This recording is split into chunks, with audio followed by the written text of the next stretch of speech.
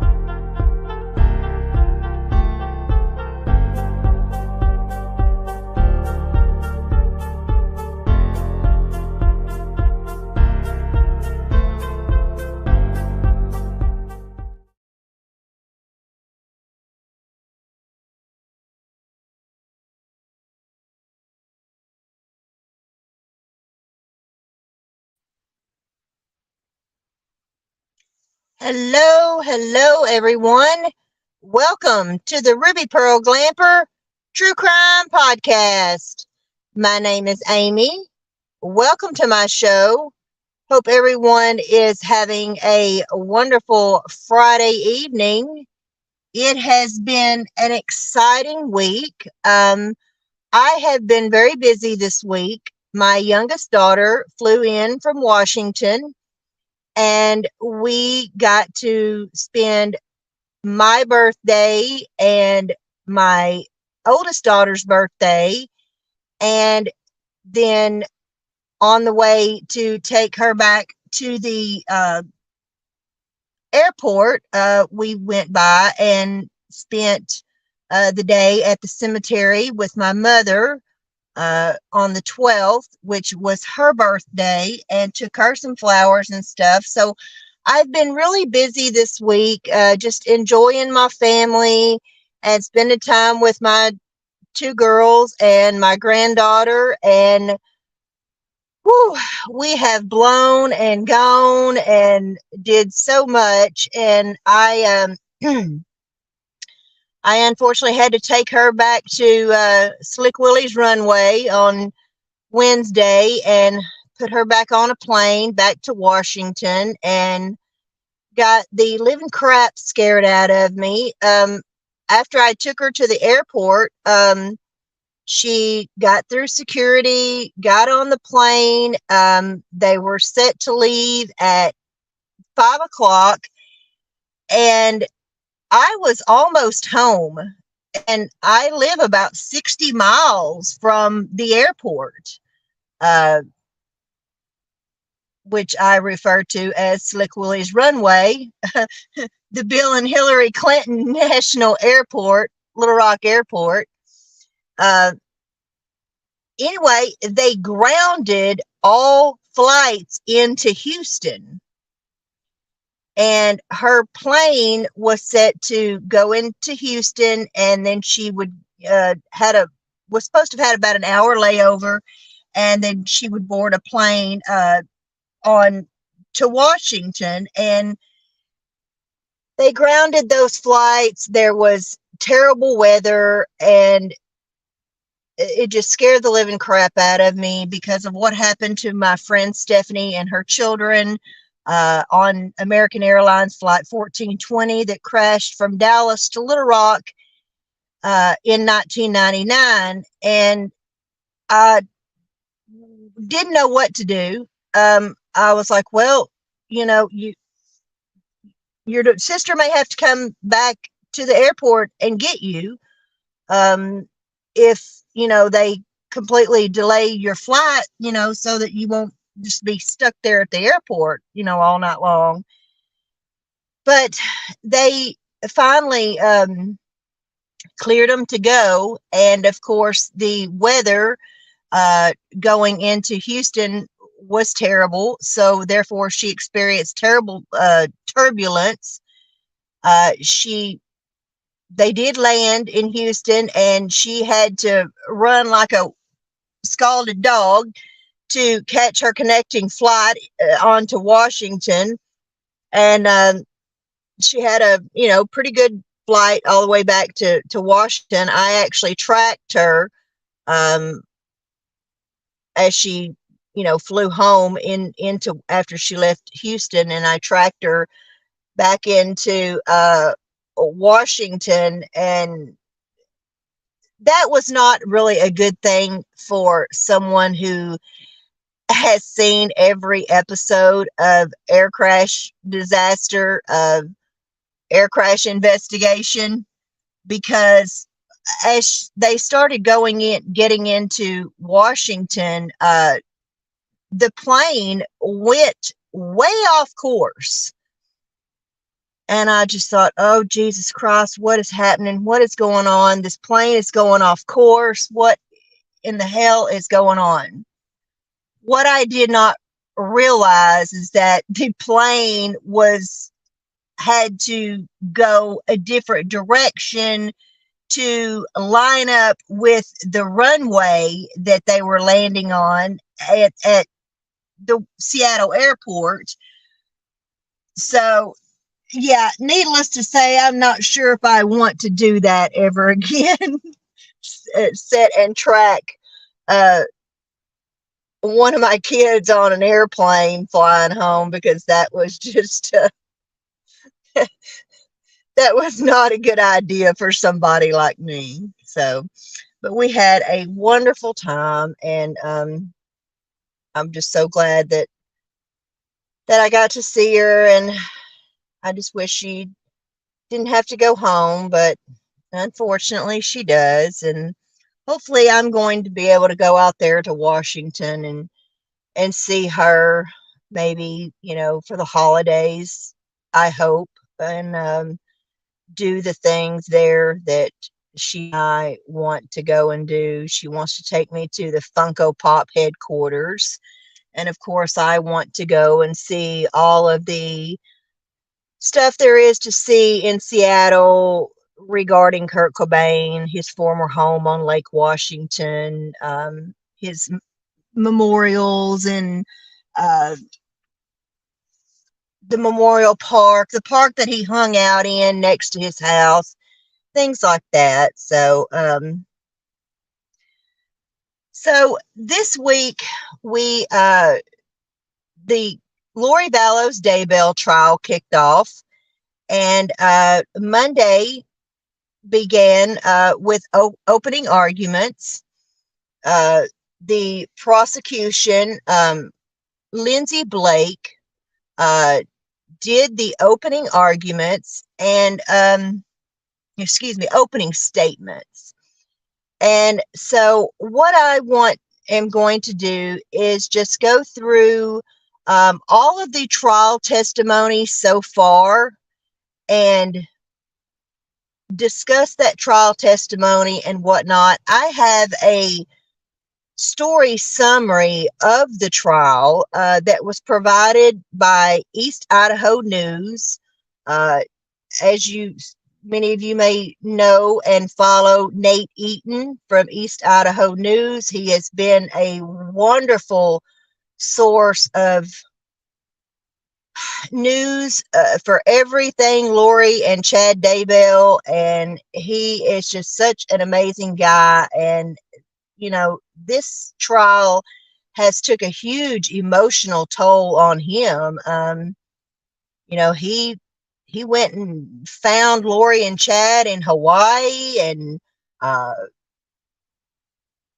he's just been there from the very beginning. So what I want to do is just discuss what trial testimony has been given so far. beginning with the opening statements, which were given by Lindsay Blake. And she starts off the opening statements very powerful. Money, power, and sex. That's what this case is about. The defendant used money, power, and sex, and the promise of those things to get what she wanted. Tylee had money. Lori wanted it. Tylee is gone.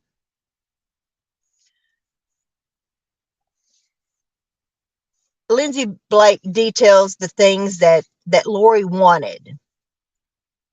Lori wanted Chad Daybell all to herself.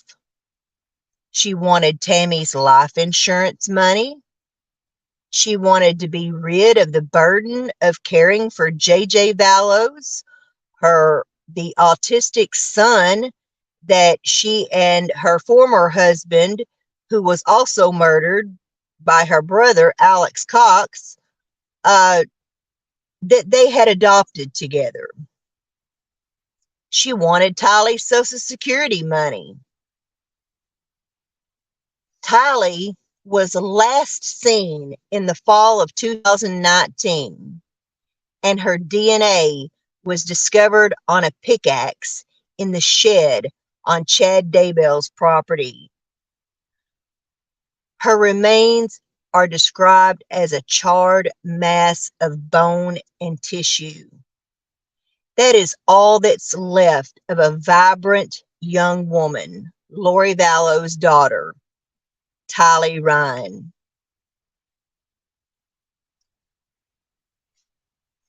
The courtroom was shown evidence of Tylee's remains, along with a plastic bag covered in duct tape. The shroud her brother JJ was buried in, that was also discovered on the Daybell property. There were autopsy photos of Tammy Daybell and her untimely passing just 17 days before Chad and Lori danced together on the beaches of Hawaii.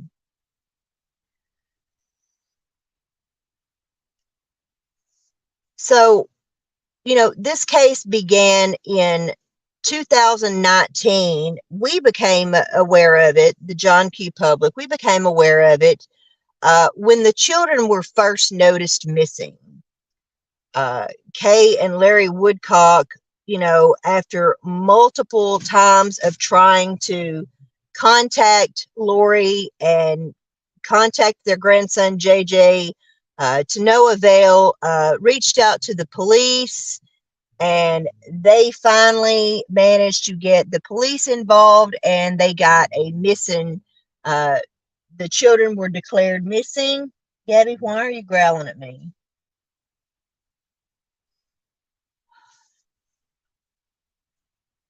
Excuse me, I got distracted by the cat. Kay and Larry reported the children missing, and the search for those children became public, and for so long, they searched and searched for these children.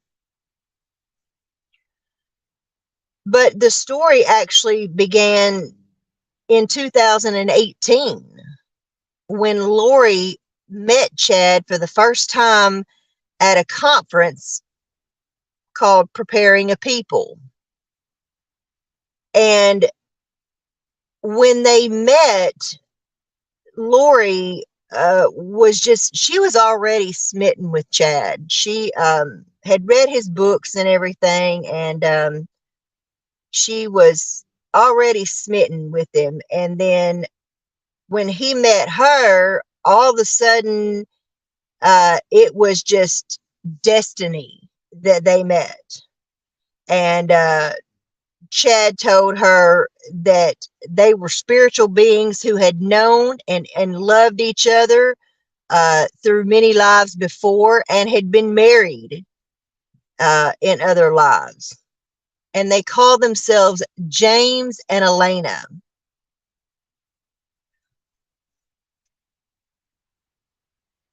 They were on a mission to gather the 144,000 for the end times. And Chad and Lori were in the process of being translated into higher beings.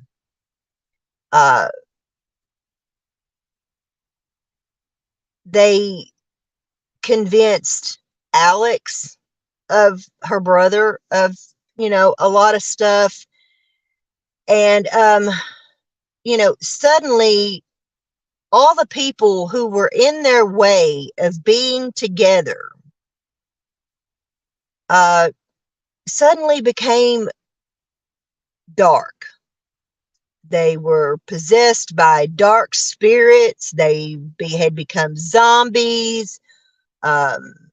Just, all sorts of crazy stuff. And that gave them an excuse that they had to do away with these people who stood in their way of being together and achieving this greater mission of gathering the 144,000 together for the end times.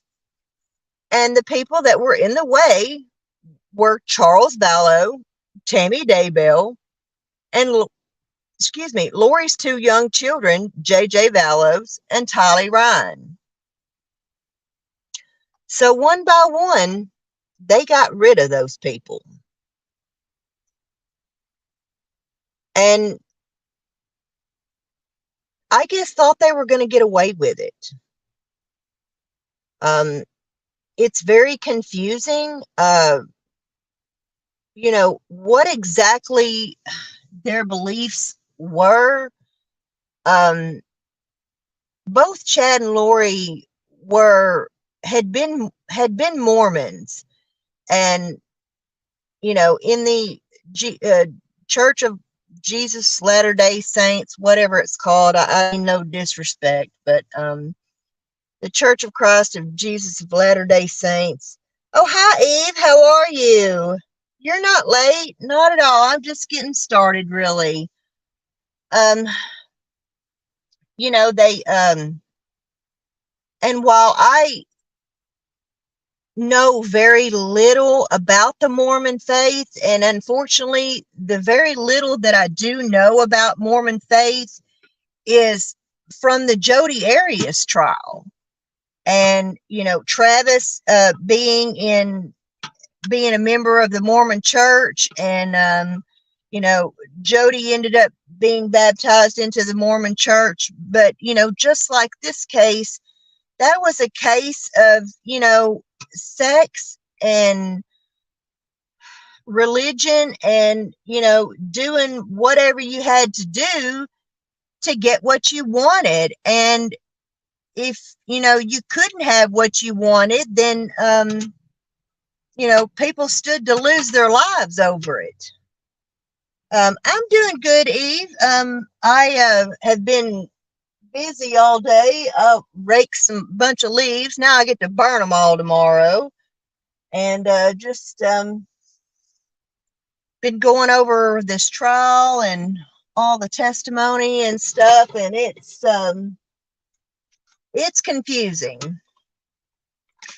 So, while I don't understand a whole lot about the Mormon faith, what I do feel is that, and I don't know if Chad, after his near-death experiences, if he moved somewhat away from the Mormon faith and more into spirituality. It does appear to me that he did, to some extent. But like I said, I don't, fully understand the Mormon faith to start with, and what all exactly he believes and the Mormon church believes and whatnot. So, forgive me. I was raised a Southern Baptist, raised in a Southern Baptist church my whole life. And after my own near-death experience, back in 2016, I went on a spiritual study path, in what's referred to as a spiritual awakening. I guess that it's something that happens to people after a near-death experience. So, but my beliefs and Chad's beliefs and things like that are completely different. But there are some things that I do understand, regarding, his beliefs and whatnot. So the trial got started. The first witness that was called was Kay Woodcock, which is J.J. Vallows' grandmother. And I've been a little bit confused, regarding, at first I thought that JJ, was her real grandson, but then something I read, I thought that no, it was her brother, that JJ was her brother's biological son, and then her other brother Charles adopted him. But that's not true. JJ's biological father is Kay Woodcock's son. And she takes a stand basically to lay the foundation of, how this all starts and where this all begins, which is with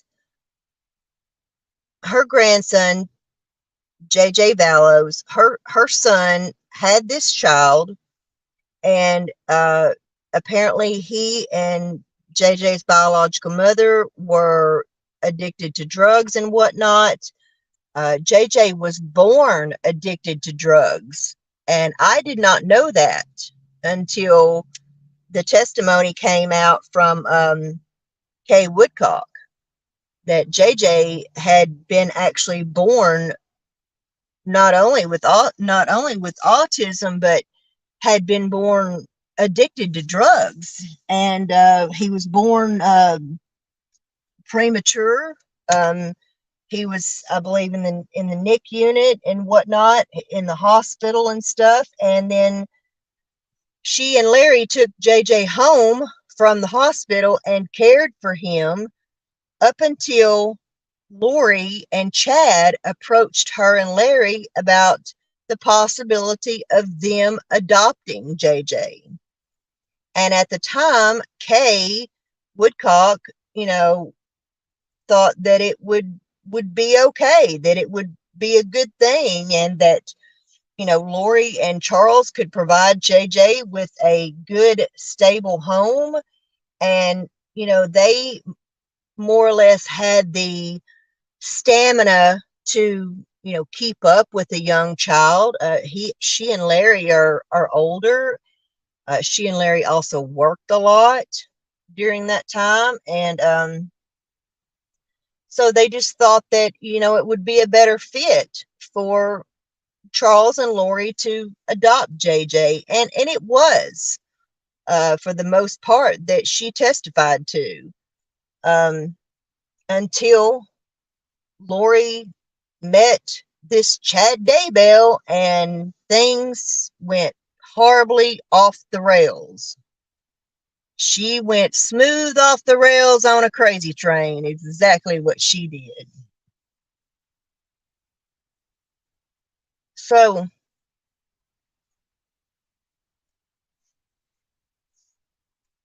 Kay, let me get to my notes here. I apologize. So, Kay takes the stand and she, she tells the story of what happened with JJ and how that, Lori and Charles came to adopt JJ and everything. JJ's original name was, I hope I pronounce this correctly, Canaan, and it was then changed to Joshua Jackson Vallows, JJ. But his original name was Canaan. She talked about the different, members of Lori's family that she met and whatnot. And,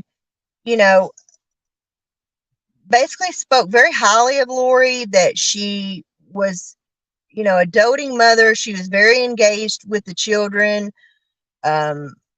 Charles was also very engaged and a good father to the children when he was not away at work. But then some things started happening, and Charles, like I said, Lori started going off the rails on a crazy train. And Charles, they split up. He and Lori split up. And Charles moved to Texas. And he took JJ with him to Texas. He did not take Tylee because Tylee was not his child. Therefore, she stayed with Lori. And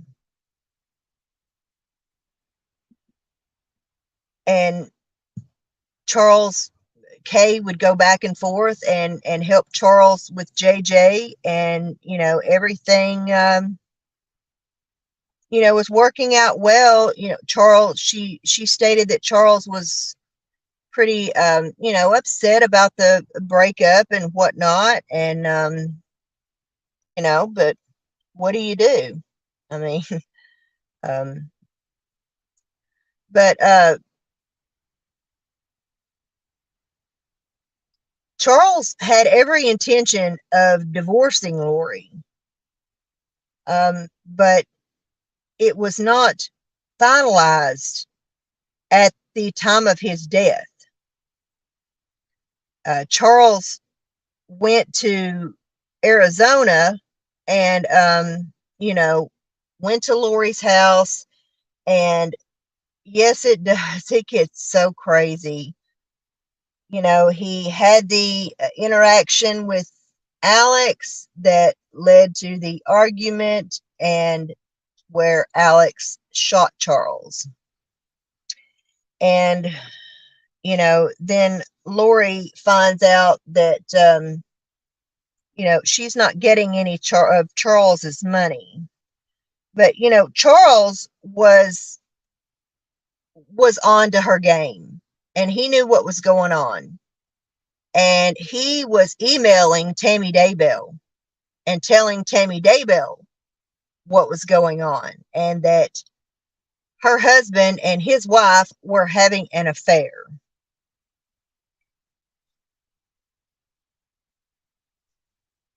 It was very emotional, for Kay to be up there, but like I said, she sort of, laid the groundwork for, how all this got started, and therefore the, this whole sordid scenario begins. On cross-examination wasn't, too bad. The defense attorneys basically just asked her, why she chose to let Charles and Lori adopt JJ rather than caring for him on her own, her and Larry, and she just explained that it just, like I said, they were older, and Charles and Lori could, just provide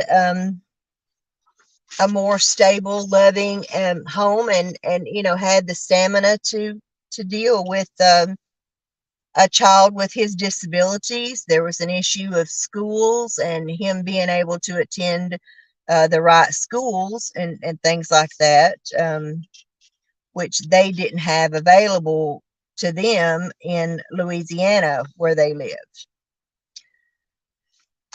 Second to the stand was Brandon Beadraux.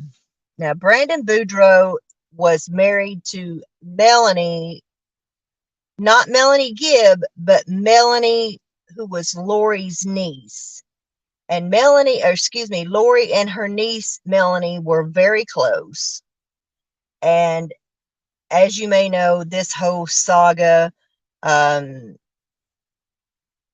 all this, stuff that going to these preparing a people meetings and following the teachings of Chad Daybell and whatnot also led to the divorce of Brandon Beadraux and his wife, Melanie. And Melanie accused Brandon of being a homosexual. Didn't have any real reasoning of why, just that God had revealed to her that he was a homosexual. And there was some photograph of him that came from some club in Gulf Shores. I don't know. My niece lives in Gulf Shores. I'm going to have to ask her about it. Or my daughter, she may know about it. I don't know. It's called the Pink Pony. I don't know if it's an LGBTQ club or what it is, but that's the only thing she could come up with that she was making these accusations against Brandon. Brandon, talked about how close, he was to Tylee and JJ, and how JJ enjoyed playing with his oldest son, Braxton, and how Braxton, sort of always kept JJ, occupied when they were all together. But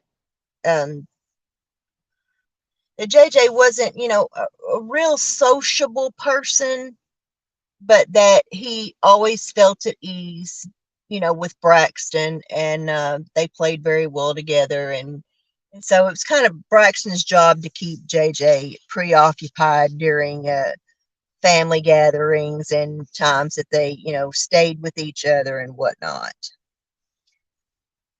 But he, of course, gets into the day that he is shot at. He arrived home and looks up to see the barrel of a gun with what looked like a silencer on the end of it come out of a window and shoot at him. He said that he noticed that the vehicle was a Jeep, and that it looked an awful lot like the Jeep that Charles had purchased for Tylee. He contacted the police and told them, what was going on in his personal life with his wife that he was divorcing, and that he felt that, she and her family were, behind this, behind his attempted murder. And, man, he, it was so sad because he got so emotional, and he stated how he was the one who, after the children's remains were found in Chad Daybell's backyard, how he was the one who ended up identifying J.J. Vallows.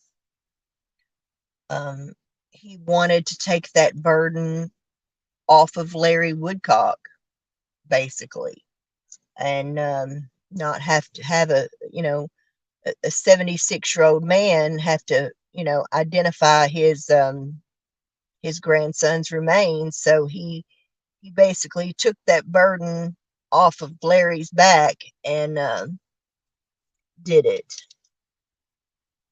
Yeah, it got weird to everybody. It seemed to have gotten weird to everybody except for the people in their inner circle who just, all believed this. And this, whole sordid mess and teachings of Chad Daybell was kept in just this little inner circle of people. It wasn't a big group,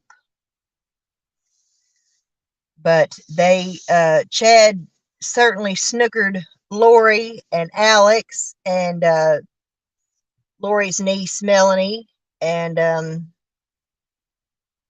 Melanie Gibb as well. Melanie Gibb very much believed the things that Chad was telling her and that Lori was telling her as well.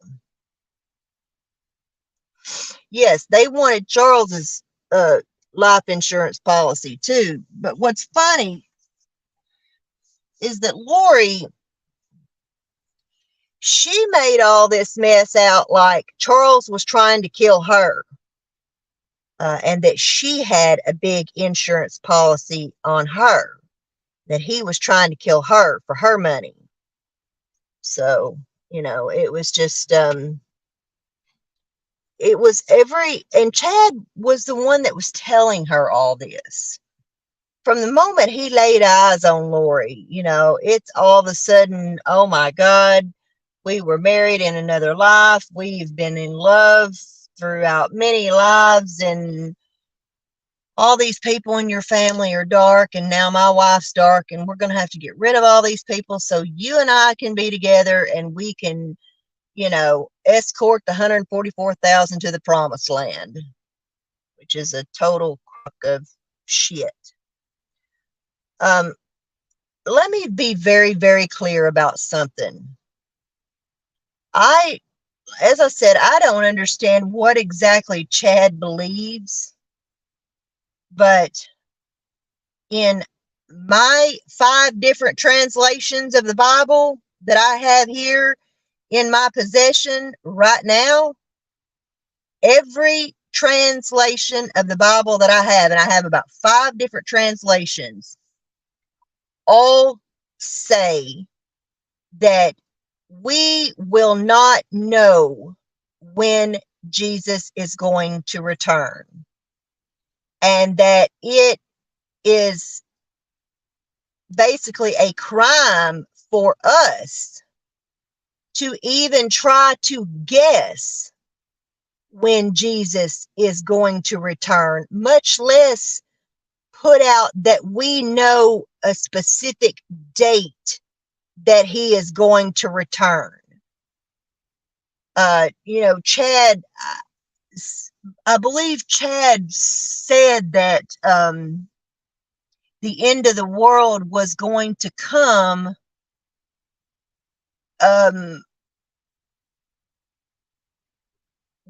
actually when Lori got arrested, not long after Lori was arrested and put in jail, the end of time, the return of Jesus Christ was going to happen. And I don't remember the exact time he stated, but she was in jail at the time. And needless to say, we're all still sitting here. So, it wasn't the end of the world. But as I stated, to my understanding of the Bible is that we will not know when Jesus returns, and it is a crime against God for us to even try to guess or put out a date saying that he's going to return. Such as if I sat here and told y'all that Jesus is going to return and the end of the world is going to happen on October the 1st, 2023. I would be condemned for that in trying to tell y'all that sort of nonsense, because we will not know when he will return. Although I do firmly believe that we are living in the end times right now. You can go and read Revelations and read what it says in Revelations, and if you don't think we're living in the end times, you're sadly being deceived, because I believe that we truly are.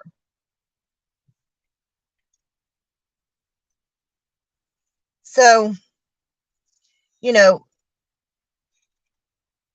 there was no hard evidence really for Brandon to testify to. There was no hard evidence presented in court that there was an attempt on his life. Basically, it was just his word and, of course, his police report and whatnot, and his, statement of what happened. There were no witnesses or anything like that. And you're exactly right, Eve. So there was really no hard evidence to put out there that about this attempt on Brandon Beadraux's life, and who did it. Only the suspicion and a description of a vehicle that looked like the Jeep that Charles Vallows had purchased for Tylee Ryan.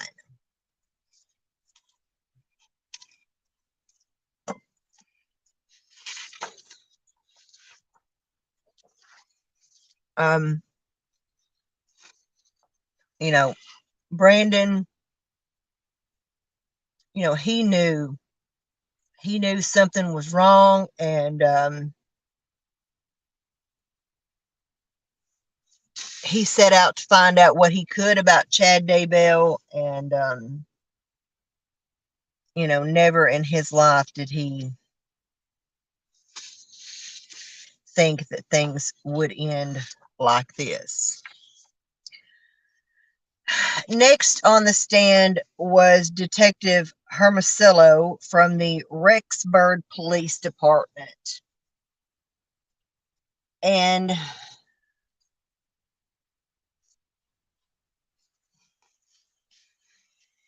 Detective Hermosillo's testimony went into graphic detail of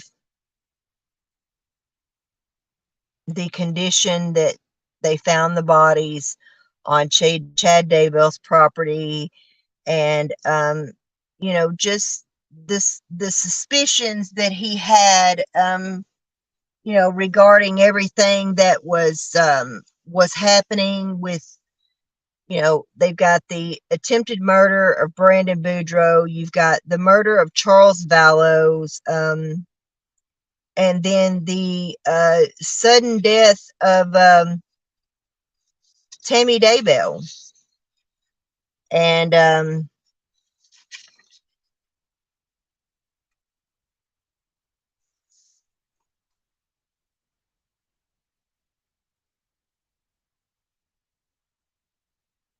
they did this was a long and exhausting, investigation.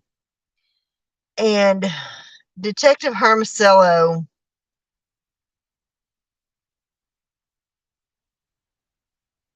when they got to Chad Daybell's property,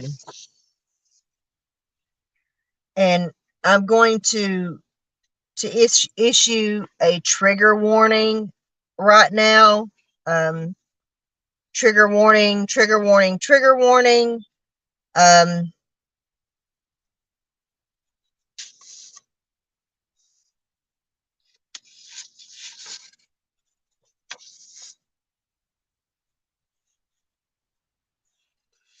Hold on just a second. Let me get to these notes here regarding that. Okay.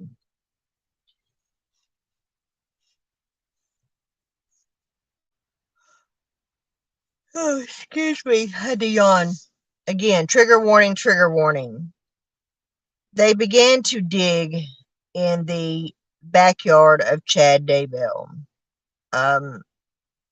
They had been alerted to a pet cemetery in the backyard of the Daybell property. And so they start digging, and just under the first layer of dirt, there are a couple of pieces of wood paneling. And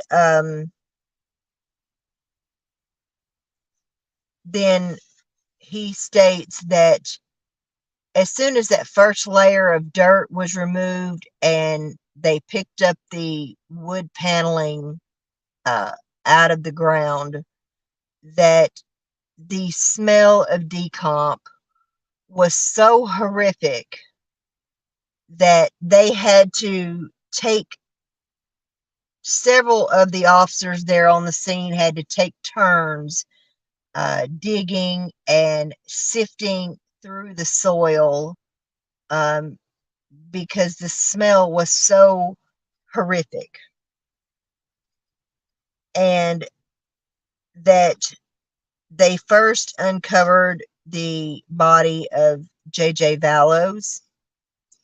He was wrapped in two different types of a plastic wrap. It was black plastic wrap, and then there was some other plastic wrap underneath that. JJ's hands were duct taped. His mouth was duct taped. But that his body was intact, and that he was clearly able to tell just by looking at the body in the plastic wrap that it was that of J.J. Vallows. He stated that he had on red pajama pants. And so they removed JJ's body from the grave. They placed him in a black body bag, and he escorted the body himself to the morgue, where the medical examiner took custody of JJ's body, and he then returned to the scene of the Daybell property to do more digging. And then he gets into the uncovering of the remains of what turned out to be Tylee Ryan. And I'm going to try to keep this as clean as possible. There's no real easy way to dance around this. But Tylee Ryan's remains were in pieces. They were burned. They were charred. There were buckets of flesh. There were pieces of bones and teeth and rotting flesh and a skull. They had clearly done some type of dismemberment of Tylee Ryan and attempted to burn her body as well. I don't know why there was more. It seems like there was more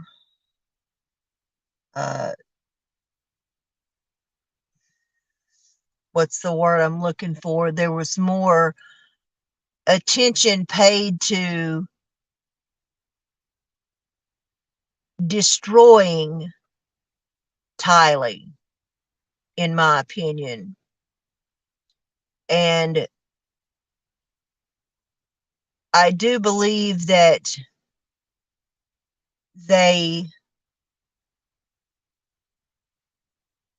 I don't know if they believe that Tylee was more zombie and more possessed and demonic or whatever than JJ was, but they literally attempted to do away with Tylee as the way you kill a zombie, basically. You know, you can look it up on the internet, how to kill a zombie. And it just appears to me that there was more attention focused on truly trying to destroy her being and existence and destroy her body, and it's just absolutely extremely sickening. You know what they did. And you cannot tell me that Chad and Alex did this on their own.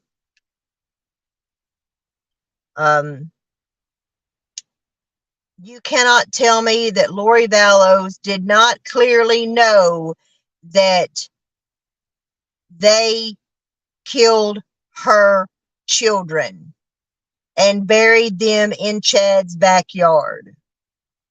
There's no way that she was oblivious to all this, what they did to her children. And there was a phone call that was placed from the jail to from Lori to Chad, and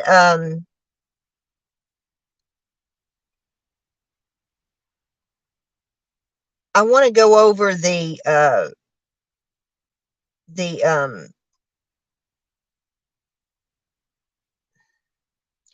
transcript. Excuse me. The transcript of that phone call.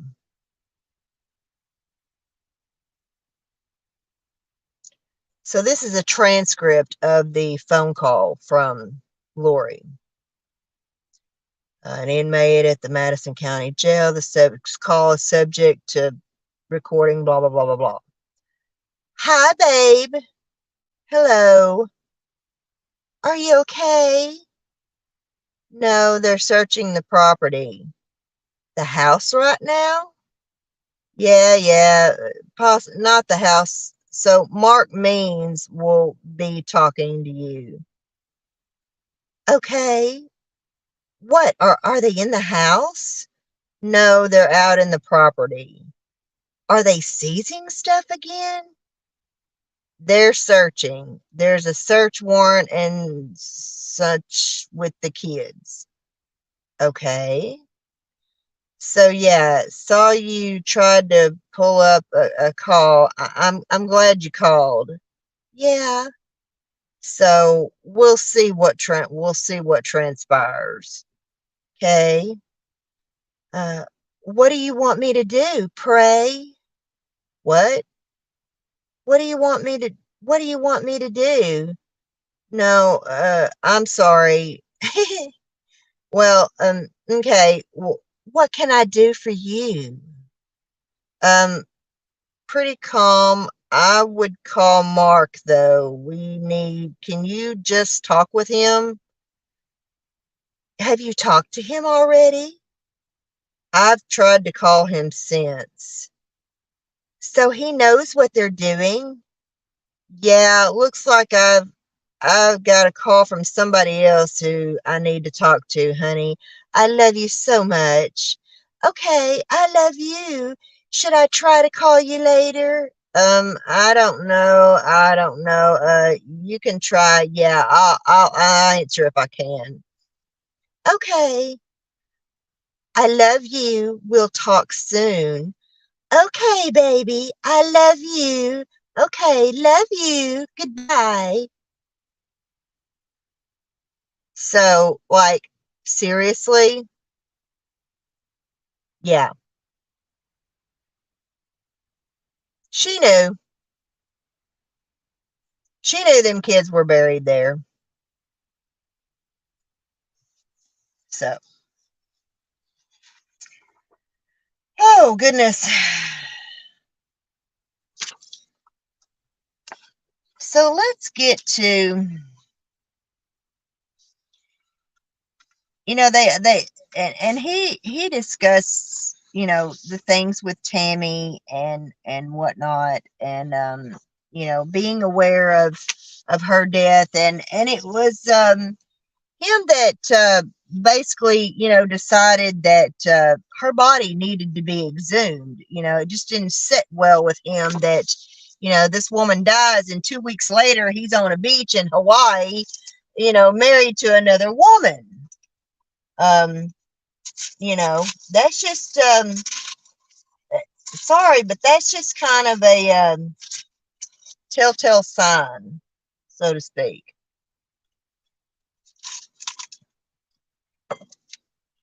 He sure got over it quick. So, like I said, they discussed the paneling and whatnot, and discussed.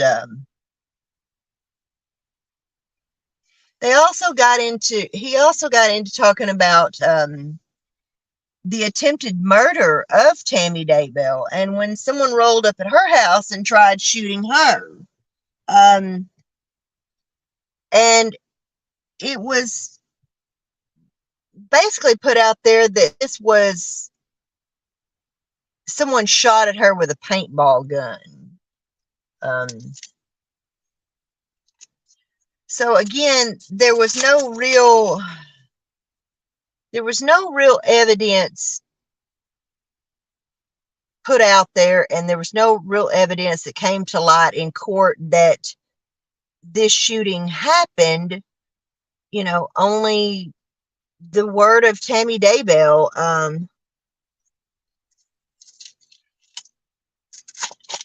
before she died, that that this attempt was made, and for some reason it got changed to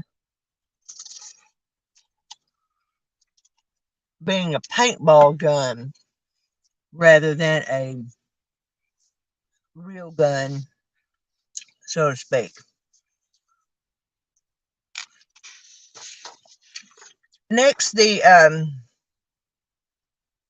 Lieutenant Joel Powell from the Fremont County Sheriff's Department took the stand, and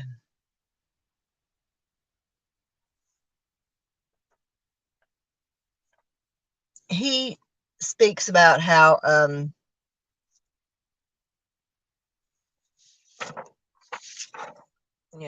coming to know about everybody in this case and whatnot, and basically, all that really came of it was that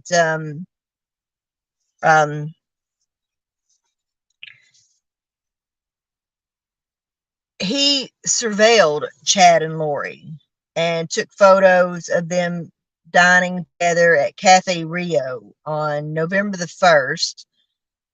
And then they went into a Hobby Lobby store and they were photographed holding hands and whatnot. And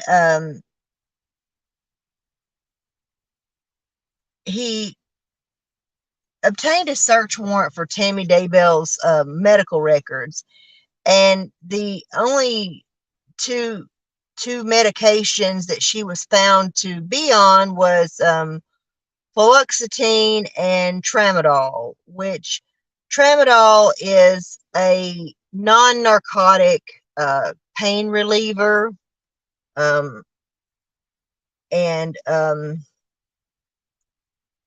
I know what fluoxetine is. I just can't think of what it's for right off the top of my head. But this officer was, of course, present at Tammy Daybell's gravesite when they exhumed her body, and really the only thing that came of that was that the defense told him, would you be surprised to know that Lori Vallows was actually in Hawaii when Tammy Daybell died? So, which, I don't know exactly where she was when Tammy died. So now we get into the testimony of Melanie Gibb, and this is where, the plot thickens. And, Melanie was Lori's best friend. They had become very close. Melanie was also, believed the teachings that Chad Daybell was putting out there. She questioned it somewhat, but not enough that she actually thought that, what, I think this guy's full of shit. It wasn't until after all this came about that the children were reported missing and whatnot, and Chad calling Melanie and saying, hey, if the police contact you, tell them that JJ is with you, and blah blah blah blah blah. And she's confused, and she's not understanding why why are you telling the police that JJ's with me when he's not? And they tried to say that that JJ was with her at a movie, going to see Frozen, and Lori wanted her to take some pictures of children at the movie theater and show them to the police so that it would look like. And Melanie's just like, I'm not understanding why you're wanting me to lie. And, while we're on the subject, I just don't feel like some of the things that you and Chad have been doing are on the up and up. And there was that phone call between Melanie and Chad and Lori that got really heated, because Melanie, up until that point, Melanie had not questioned Chad and Lori. She basically believed everything that they were saying, and didn't second guess them, didn't question anything that they had said. And she talks about how she came to know Chad Daybell, and just that that there were things that she just didn't she didn't question at first. But when the children were reported missing and all this sordid stuff started coming out, and then Chad and Lori went into hiding, and oh, well, we can't tell you where the kids are. We can't tell you where JJ is because Kay and Larry and the police, they're all after me, and they're trying to kidnap JJ and trying to take him away, and it's just best that you just don't know anything for your own safety. Uh, so, and she didn't question. And in fact, even like I said, lied for them at one point. But the main portion of Melanie's testimony that I really would talk about is the whole thing about zombies and about light and dark. And suddenly all these people are dark, and her and Chad are light, and Melanie's light, and they've just got to do away with all these dark entity people. So in talking about this whole, light worker and dark worker thing, in my spiritual awakening journey, I came to understand, this was something that I came to understand about, is light workers and dark workers. And basically, before you come to this world, it's as if you signed a contract, and you either sign a contract with God or you sign a contract with Satan. And you come here to this earth, and you are either a light worker or you're a dark worker. Light workers are people who go out into this world and put out light and provide light and do good things and do good work in this world. Dark workers are people that signed a contract with Satan, and they come here to this world, to this earth, to do dark and evil things, and they're not good people. However, I don't care what religion you follow, what religious book you study, whether it be the Bible, whether it be the Quran, whether it be the Book of Mormon. I don't care if you study Buddhism. Every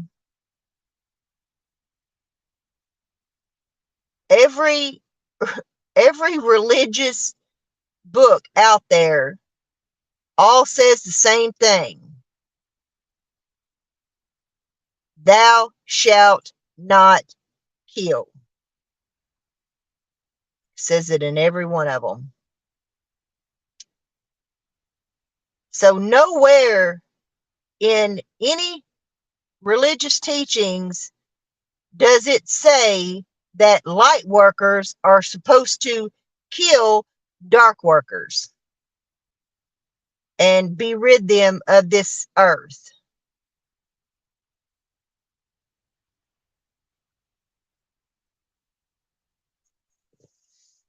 It clearly states,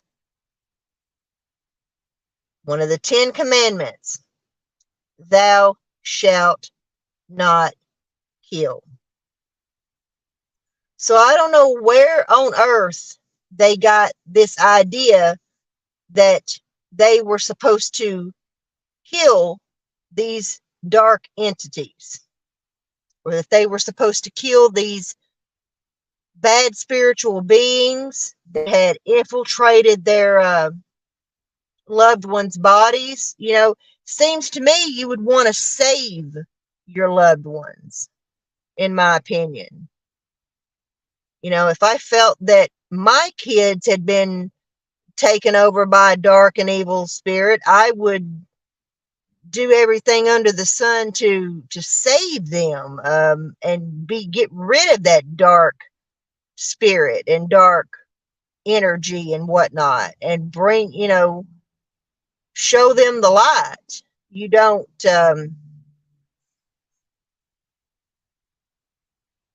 you just don't, I don't know where they got that crazy idea. Like I said, this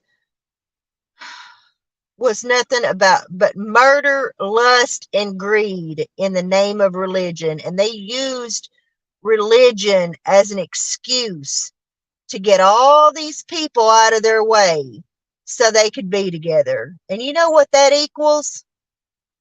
What it talks about in the Bible as false prophets.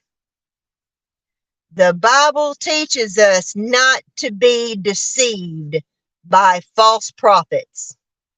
And that's exactly what Chad Daybell is. He is a false prophet.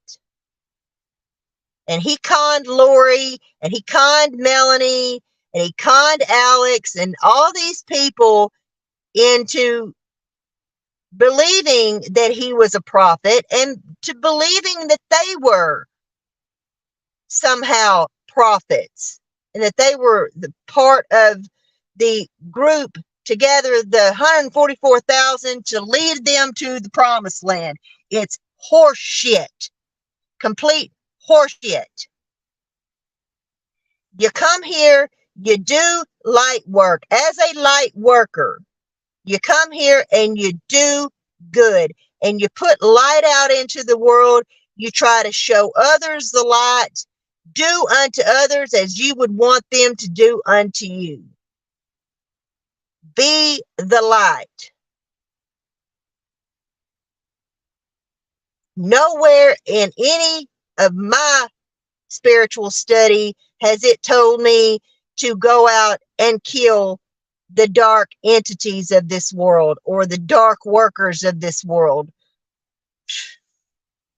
Because believe me, there are some people that I could sit here and name a list of people and go on for the rest of the night of people that I believe are dark workers and call them out by name. But it is no excuse, and it is not my duty to go and take these people's lives.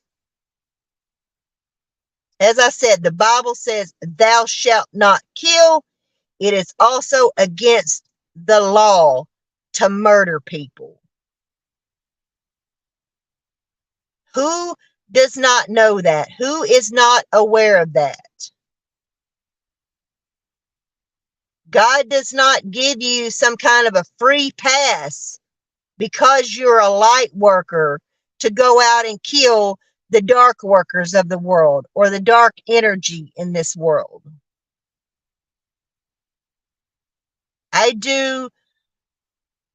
That was something that I came to understand through my spiritual awakening and through my spiritual study. And it all made sense to me of everything that I'd gone through and experienced and felt and everything, was that I was a light worker.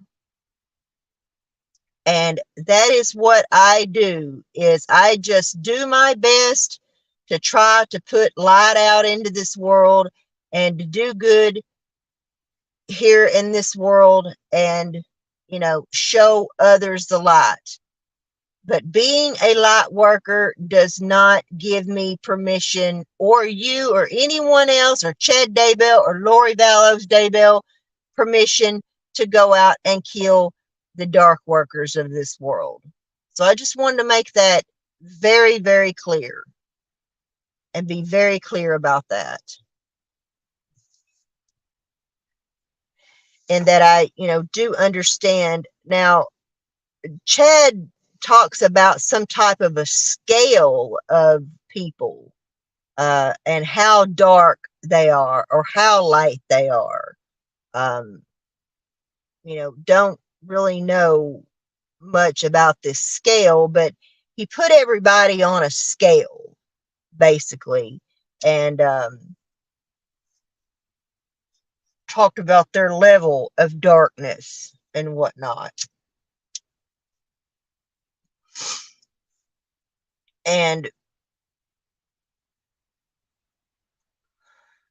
when Melanie, what I thought was interesting is that, things were great until Melanie started questioning Chad and questioning Lori. And boy, they went from 0 to pissed in a matter of minutes. That phone call between Lori and Chad and Melanie got very heated. But Melanie basically, laid the foundation for these meetings and these all these people that were in their inner circle, that were a part of, like I said, their little crew. And she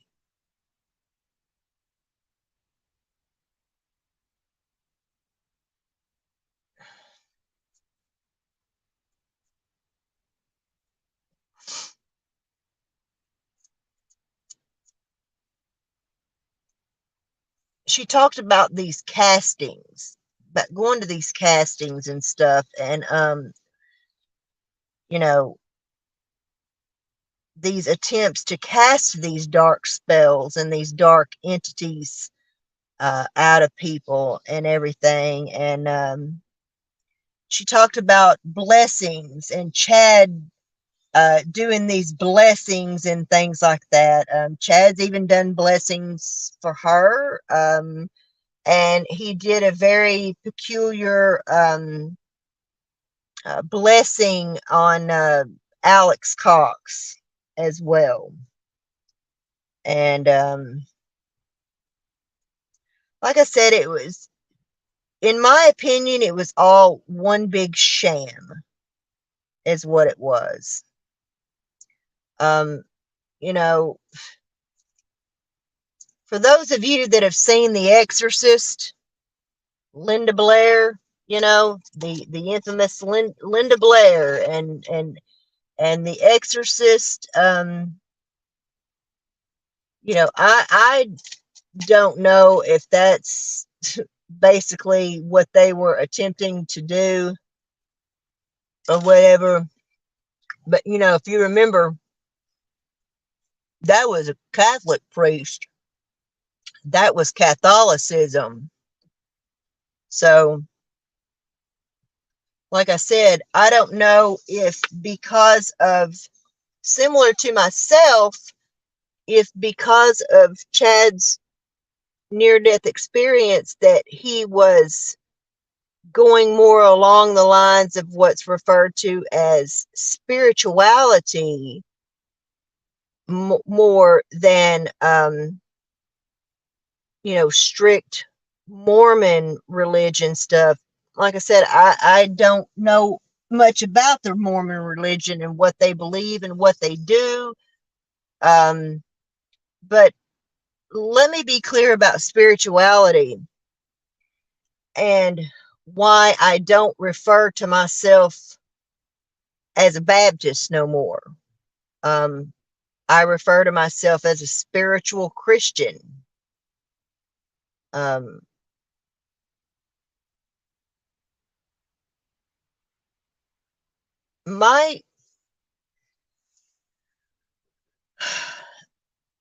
way that my spiritual awakening happened was when I came home from the hospital after a near-death experience. I had an overwhelming desire to live that I had not had before.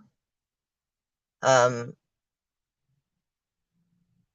let me be clear, when I went into the hospital from this near-death experience, this was not from a deliberate act of trying to take my own life. Let's just say that when I went in there, I did not care if I lived or died at that point in time in my life. And it just so happened that I was suffering in a lot of physical pain and severe headaches, and I had had some treatment done. And needless to say, the treatment for my headaches caused problems, a whole lot more problems. And like I said, I ended up in the hospital from an overdose, which I was not deliberately trying to take my own life. I was simply trying to get my head to stop fucking hurting. After the procedure that I'd had done, where they went in and tried to burn the nerves in the occipital nerve area of the back of my head, similar to what I have done to my lower back that y'all hear me talk about. And I don't know what happened, but it went horribly wrong. And I ended up in the hospital overdosed on BC powder. Yeah, I didn't even overdose on prescription drugs. I overdosed on over-the-counter BC powder. Had taken way too many, and I was toxic. I drove my daughter and her friend to school that morning, damn near killed all of us. And as I was leaving the house, I hit the wall that lined my driveway. I almost took out the swimming pool. It was horrible. And had it not been for my youngest daughter sending the school resource officer to the house to make sure that I had made it home and that I was all right, I would have died that day. But the school resource officer showed up at the house. I went to the door. He told me that, my daughter had sent me there to check on, sent him there to check on me. He asked me what was going on. And I stood there talking complete nonsense to him. Told him that my friend was going to come get me and take me to the hospital, which was a complete lie. I don't even know why I was standing there telling him that. But he asked me, had I taken any drugs or anything like that? And I told him no, which was not a lie, because I had not taken any so-called drugs. What I had done was taken too many BC powders, and I was toxic and didn't know it. And the last thing I remember was standing on my front porch telling Officer Jackson that he asked me, did I want him to call an ambulance? And I said, no, my friend's going to come take me to the hospital, which was completely bogus. And that is the last thing I remember, is standing on my porch talking to Officer Jackson. And I don't remember the ambulance showing up. I don't remember the ambulance ride. All I remember is I woke up in the hospital puking my guts up. And they were like, welcome back. And apparently I told them, why didn't you just let me die? And so they reported that in a private file they sent to my doctor, my primary care physician. And, but when I came home from the hospital, I had this overwhelming urge to educate myself. I didn't know what I wanted to educate myself about. or anything of the sort. All I knew was that I had this overwhelming urge not only to live, but to educate myself. I just didn't really know what it was that I wanted to educate myself about. And then something that was going on at that time in the world on social media was the trigger, basically, for that. And I'm not going to get into that part of it, of talking about it, because it's a very misunderstood subject, and it's a subject that tends to cause other people to make fun of people who even mention it or talk about it. But like I said, there was something going on at that time, and it sort of kick-started things for me. And it kick-started that urge to educate myself. I finally sort of knew what I wanted to educate myself about. And this little trigger opened doors for me. And I mean, just bam, bam, bam, bam, bam, bam, bam, door after door after door opened and opened and opened for me. And I went into a deep 2 years of spiritual study. Like I said, this one little subject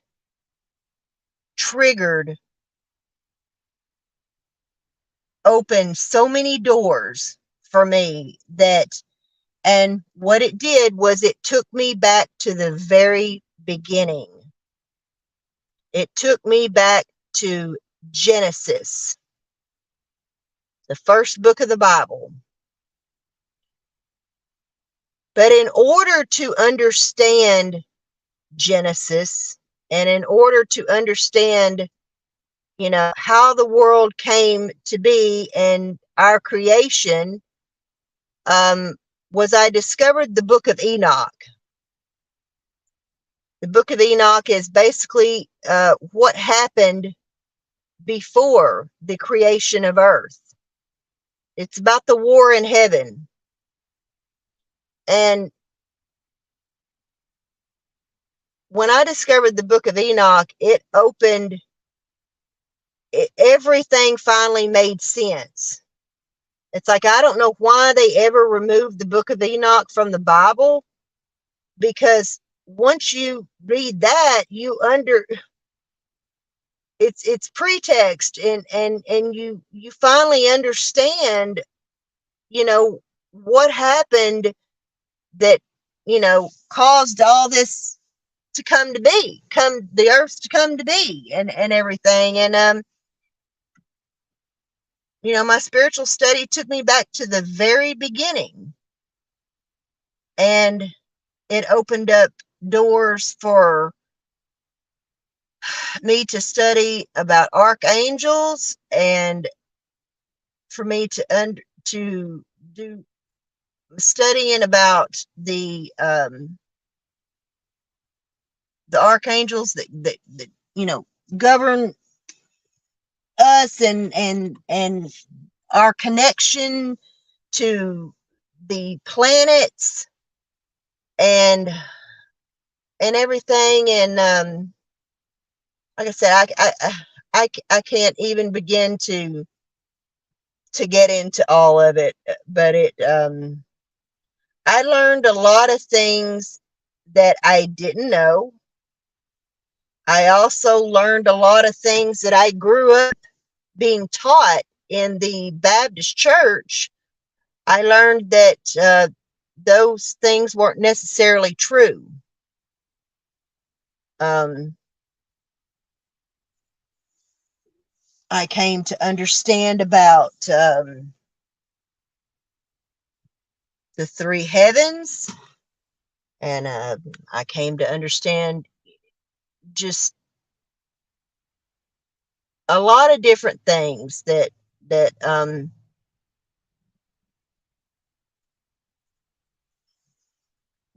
sort of, I was sort of reborn again almost. Like I was shown a whole new way of life. And spirituality is more about, it's not, yes, it's studying the Bible and understanding the Bible and the Old Testament and the New Testament, and and all that, but it's you have to understand that since the beginning of time, religion has branched off into so many,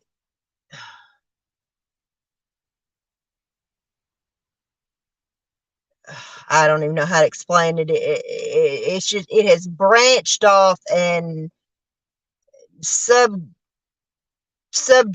to subgenre to subgenre to subgenre, into the oblivion that, you know, lots of different religions teach different things. And I don't anymore believe anymore that any certain religion, or, whether you're Catholic or Mormon or Baptist or Muslim or Buddhist or anything, that the path to heaven is taught in one certain religion. I think that we can pull from a lot of different religious teachings, and you have to decide what is real to you, and you have to decide what you believe and what you think is true. Um, it's also about truth seeking. And, like I said, I went into a very deep 2-year long spiritual study. And I learned a lot. And, like I said, I tend to think that maybe that was, Chad, while he was still going by some of his, teaching from the Mormon church, he was also studying just spirituality and all. But like I said,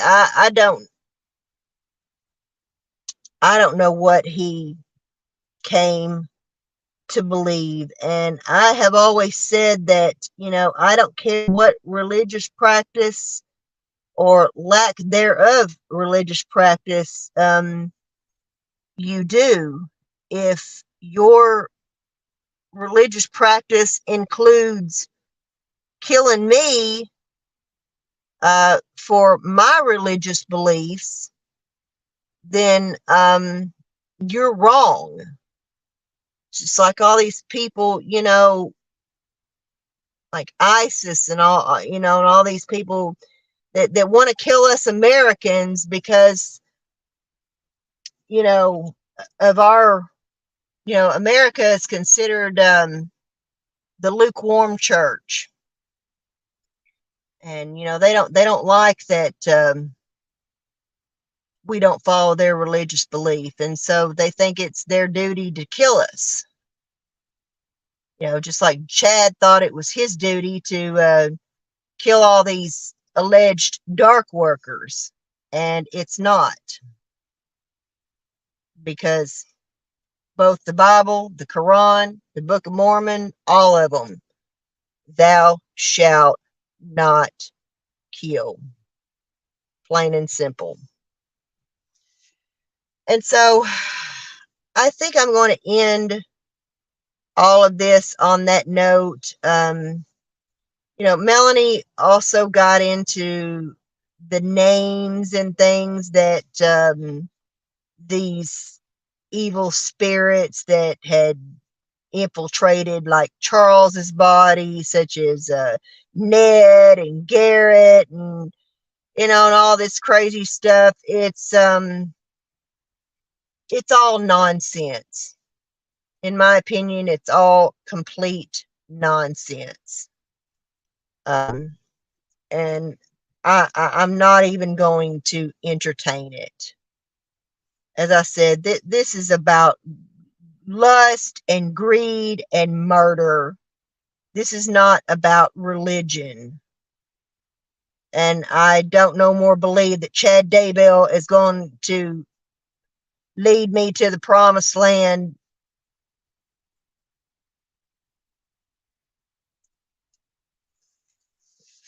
no more than I believe he's going to take me to the moon. So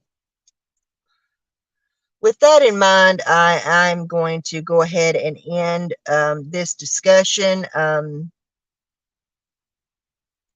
There was a lot of other testimony today. I will be getting into today, which is Friday, testimony sometime this weekend. So stay tuned for part 2 of week 1 of the Lori Vallows Daybell trial discussion, and we will get into that. There will not be any court held Monday.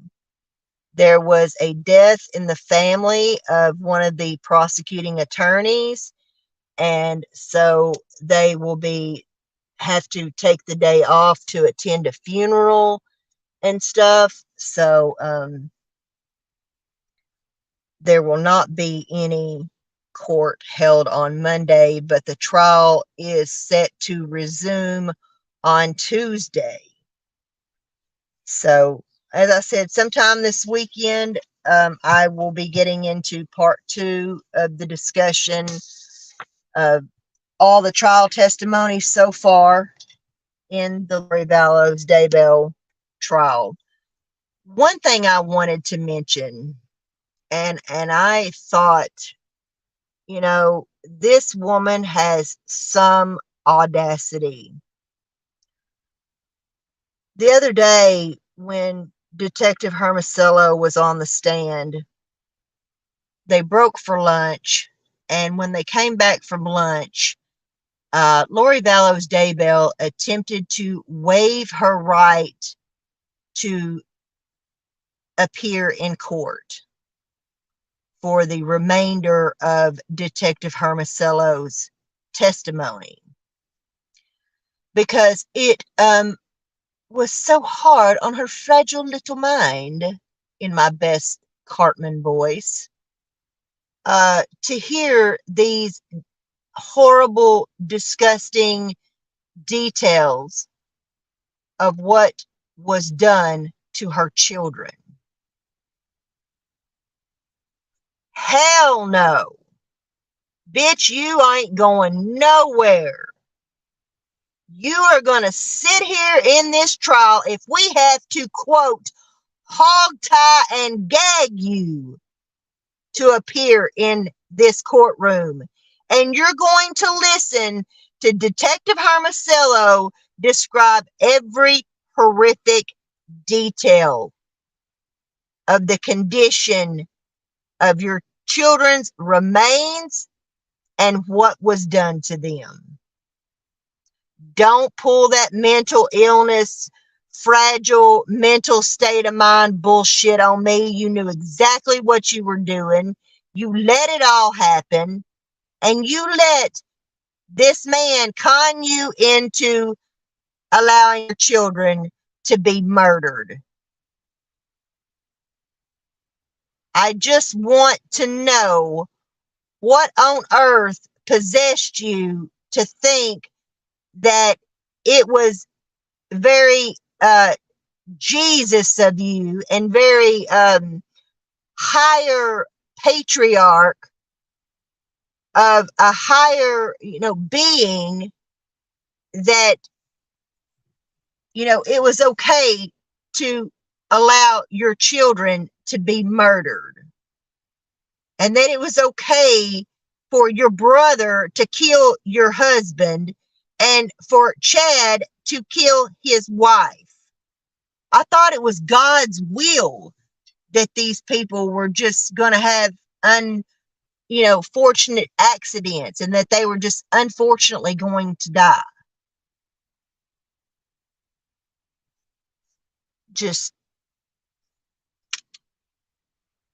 I swear I didn't think that anybody could piss me off worse than Jody Ann Arias did in all her religious, if I can't have you, nobody else is going to have you crap. This Lori Vallows Daybell makes Jody Arias look like a damn saint. And that is sad. Truly sad. Anyway, I hope you will all have enjoyed listening. If you love all things true crime, please subscribe to my channel, like this video, help me get into that thing they call the algorithm so more people can see my videos. Please, when you subscribe, make sure you click on the notification bell so that you know every time I go live or I upload a video. And our motto here at the Ruby Pearl Glamper True Crime Podcast is, you go out in this world and you be the change that you wish to see in this world. As Michael Jackson said, it starts with the man in the mirror. Peace out, everyone. Have a wonderful night. What's happening, y'all? If you're looking for a sad true crime podcast, then get up off of that thing and boogie on over to the Ruby Pearl Glamper True Crime Podcast, where we give you the lowdown on all things true crime. Oh, and don't forget to hit that subscribe button and ring that notification bell. Catch you on the flip side.